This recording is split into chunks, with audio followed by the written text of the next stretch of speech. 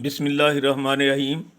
अस्सलामु अलैकुम dear students, मैं हूं आपका फिज़िक्स टीचर मोहम्मद शब्बीर। आज हम physics class 9th chapter number 5 topic number 5.1 के मतलब एक क्वेश्चन ये बनता है कि अर्लियर साइंटिस्ट जो हैं वो फोर्स ऑफ ग्रेविटेशन को गैस क्यों ना कर सके बिटवीन दी ऑब्जेक्ट्स। इसका आंसर ये है कि इसकी एक वजह ये है कि दो अजसाम के दरमियान फोर्स वैल्यू ऑफ जी जो है ग्रेविटेशनल कांस्टेंट इंतहाई कम है, जिसकी वजह से फोर्स ऑफ ग्रेविटेशन जो है दो अजसाम के दरमियान बहुत ही कम एग्जर्ट करती है।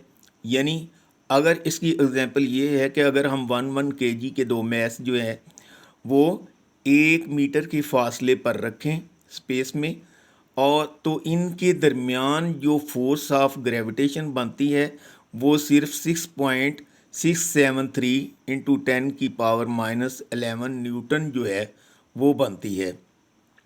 और इसी फोर्स को हम जो है ग्रेविटेशनल फोर्स के फार्मूले में ये एडजस्ट करें, ये वैल्यू ऑफ जी और ये दूसरा जो है वैल्यू ऑफ जी हम फाइंड कर सकते हैं।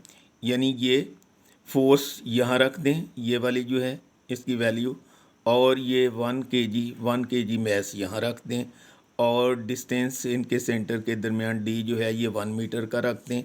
तो ये value of G gravitational constant जो बनेगी ये 6.673 इंटू 10⁻⁻11 न्यूटन बनती है। यही वजह है कि बिटवीन दी ऑब्जेक्ट चूँकि बहुत स्मॉल हैं और ये वैल्यू ऑफ जी जो है ये भी बहुत स्मॉल है, और इस वजह से फोर्स ऑफ ग्रेविटेशन को between the object earlier scientist find ना कर सके। तो आइए अब हम इसकी रीडिंग जो है वो क्वेश्चन की कर लेते हैं। इस तरह हम इसको क्वेश्चन लिखेंगे।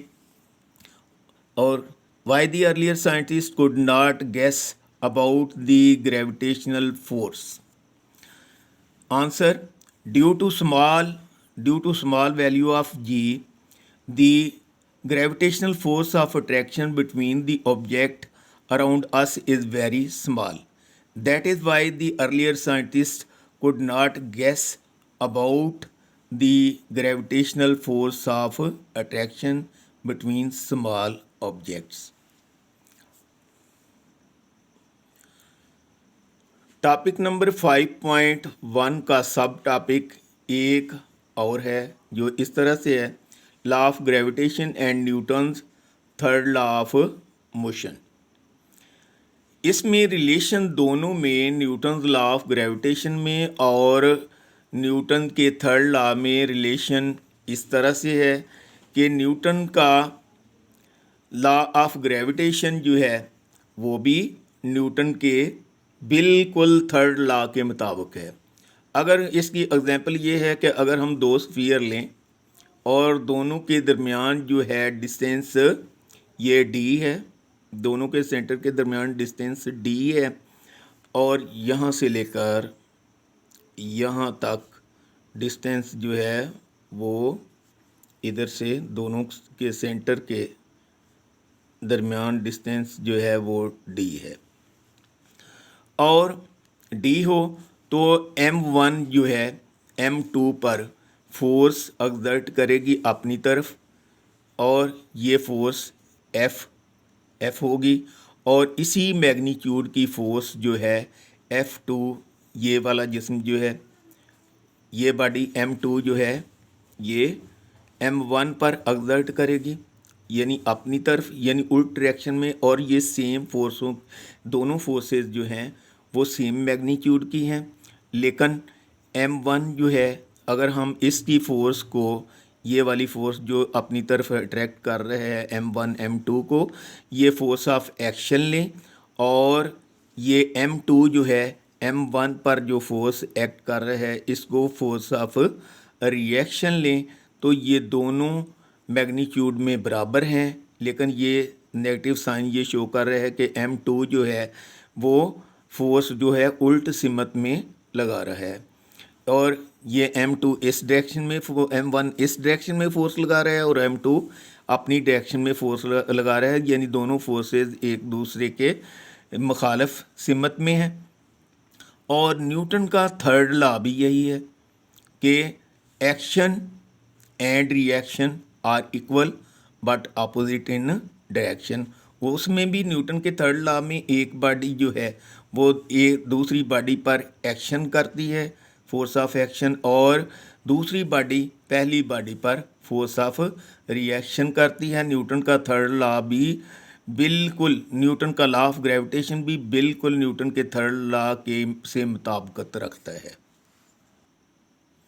चलिए हम इस क्वेश्चन नंबर 3 की रीडिंग इस तरह से करेंगे।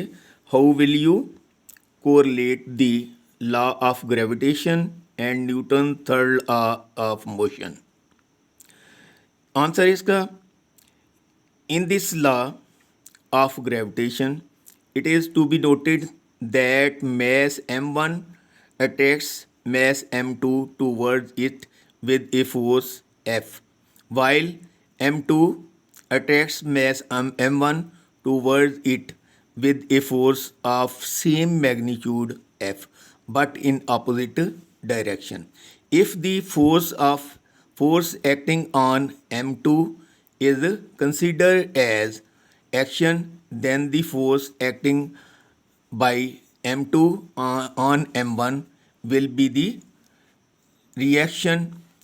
We can say that action and reaction due to force of gravitation are equal in magnitude but opposite in direction. This is in consistence with the Newton's third law of motion, which states to every action there is always an equal but opposite reaction.